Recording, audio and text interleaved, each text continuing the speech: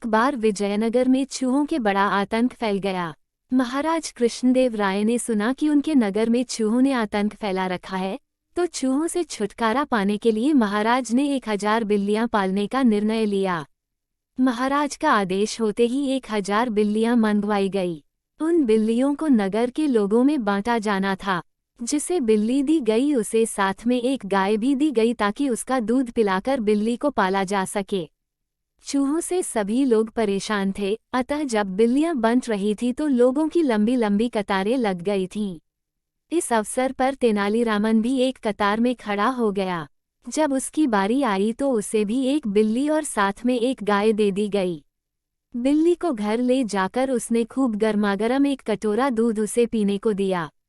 बिल्ली भूखी थी, बेचारी ने जैसे ही कटोरे में मुंह मारा तो गर्म दूध से उसका मुंह बुरी तरह जल गया। इसके बाद बिल्ली के आगे जब दूध रखा जाता, चाहे वह ठंडा ही क्यों ना हो, बिल्ली वहां से भाग खड़ी होती।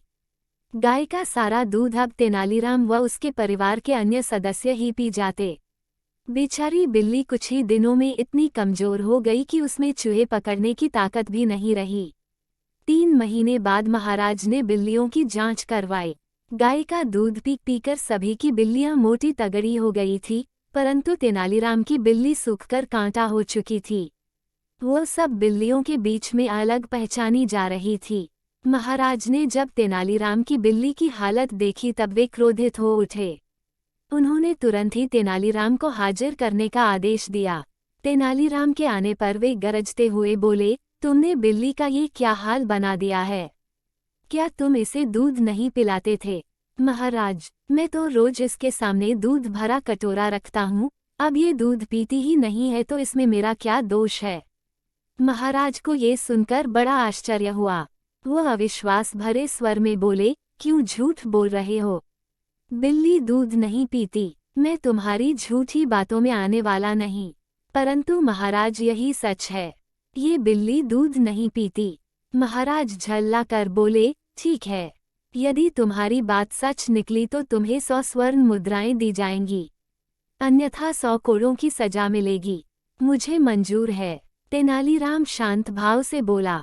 तुरंत ही महाराज ने एक सेवक से दूध का भरा कटोरा लाने का आदेश दिया।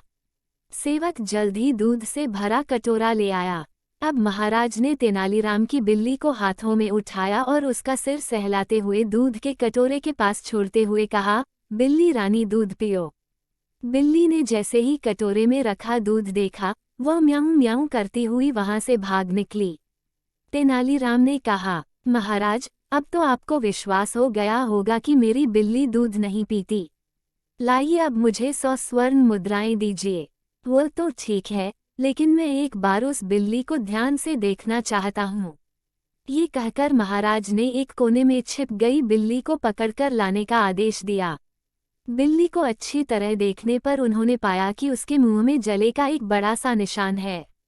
वो उसी क्षण समझ गए कि बिल्ली मुंह जल जाने के डर से दूध पीने से कतराती है।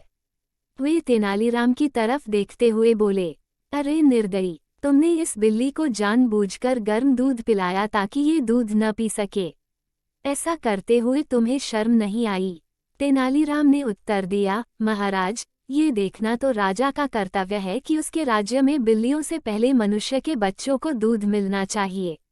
इस बात पर महाराज हंस दिए।